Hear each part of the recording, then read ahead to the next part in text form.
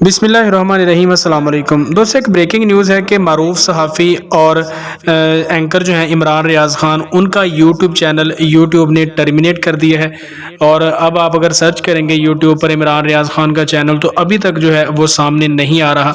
आपको बताते चलें कि इससे पहले इमरान रियाज़ ख़ान का चैनल हैक हुआ था, लेकिन वो उन्होंने रिकवर करवा लिया था और उसके बाद एक पोस्ट भी की थी।